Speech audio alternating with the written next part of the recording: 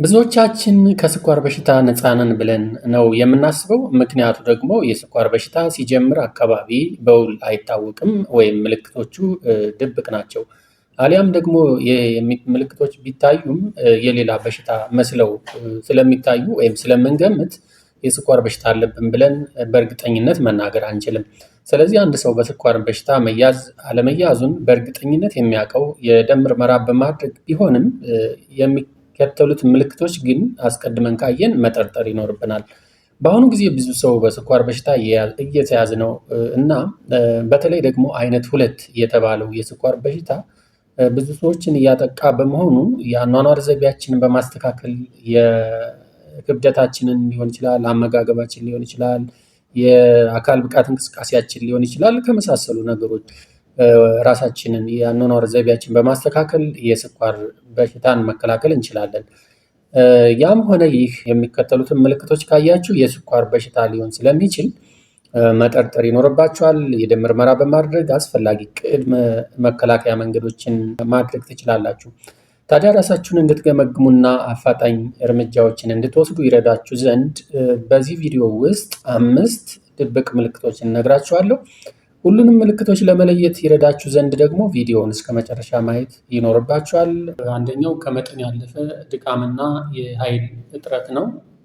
በደም ውስጥ ከፍተኛ የግሉኮስ መጠን ቢኖርም በኢንሱሊን መቋቋም ወይም ደግሞ ኢንሱሊን ሬዚስታንስ ምክንያት ግሉኮሱ ወደ ሴሎች መግባት አይችልም። ከፍተኛ የድካምና የመጫጫን ስሜት ይሰማናል። ሁለተኛው የእይታ መደብዘዝ እና የኦስሞቲክ ግሬዲየንት ወይም ኦስሞቲክ ሽፍት ነው። በደም ውስጥ ያለው ስኳር ሲጨምር በአይናችን ሌንስ ውስጥ እና ዙሪያ ያለው ፈሳሽ ኦስሞቲክ ስዌሊንግ ወይም የሌንስ እብጠትን ያስከትላል ማለት ነው። ምልክቱም እንግዲህ የአይን ሌንስ ቅርጽ ስለሚቀያየር የብርሃን በትክክል ማሳለፍ አይችልም ማለት ነው። ይህ ደግሞ የእይታ መደብዘዝን ወይም ብለርድ ቪዥን ይፈጥራል ማለት ነው። ይህ ቀስ በቀስ ወደ ረቲና መጎዳት ያስከትላል። ይህ አደገኛ ነው በጊዜው ካልታከሙት ማለት ነው። ሶስተኛው ደግሞ የቁስል ቶሎ አለመዳን እና ማይክሮቫስኩላር ጉዳት ነው። እንግዲህ ከፍተኛ የደም ስኳር መጠን የደም ዝውውርን ያዘገያል ወይም ኢምፔርድ ሰርኩሌሽን ይፈጥራል ማለት ነው። በተጨማሪም በሽታ የመከላከል አቅም ያላቸው ነጭ የደም ሴሎችን ዋይት ብለድ ሴልስ ወደ ቁስል ቦታው እንዳይደርሱ ወይም ስራቸውን እንዳይሰሩ እንቅፋት ይሆናል ማለት ነው። የዚህ ምልክት ደግሞ ምንድን ነው ከተባለ ትናንሽ ቁስሎች በባክቴሪያ የመጠቃት እድላቸው ከፍተኛ ይሆናል። ይህም ደግሞ የመጠገን ሂደቱን ወይም ቲሹ ሪፔር ስለሚዘገይ ቁስሉ እንዳይድን ያደርገዋል ማለት ነው።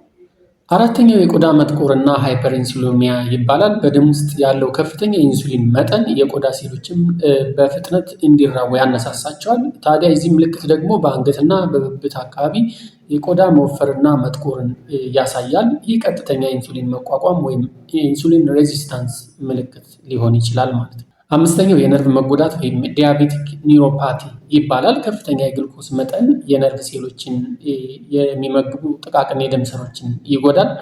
በተጨማሪም ነርቮች መረጃ የሚያስተላልፉበትን መንገድ ወይም ነርቭ ሲግናልስ ያዛባል ማለት ነው። የዚህ ምልክት ደግሞ በተለይ በእግርና በእጅ ጣቶች ላይ የማቃጠል፣ የመደንዘዝ ወይም የመውጋት ስሜትን ይሰማል ወይም ይከሰታል ማለት ነው። ከላይ ያየናቸው ምልክቶች ሳይለንስ ወይም ደግሞ በዝምታ የሚታዩ ናቸው። ስኳር የሌለብን ቢመስሉም ቀስ በቀስ ወይም በጊዜ ሂደት እነዚህ ዴቨሎፕ እያደረጉ ይመጣሉ። የዚህ መፍትሄ እንግዲህ ምንድን ነው? በየጊዜው ምርመራ ማድረግ እና የጤናችንን ከስኳር በሽታ ነፃ ነን አይደለንም የሚለውን የጤናችንን ሁኔታ መከታተል ይኖርብናል ማለት ነው። ለቪዲዮ አዲስ ከሆናችሁ ወይ ለቻናሉ አዲስ ከሆናችሁ ሰብስክራይብ አድርጉ።